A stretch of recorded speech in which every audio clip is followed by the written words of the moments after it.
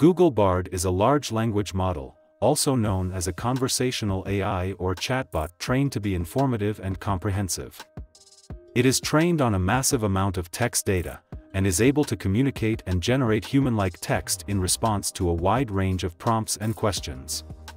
To use Google Bard is very easy. You only need to type the command, then click on the arrow icon in the lower right corner or press enter on your keyboard.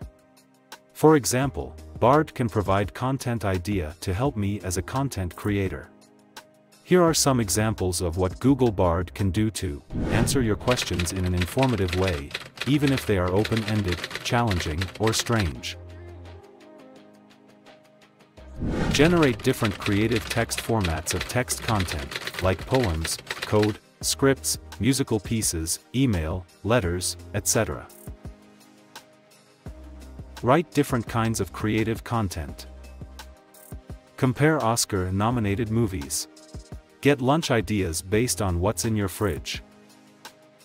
Google Bard is still under development, but it has the potential to be a powerful tool for a variety of tasks.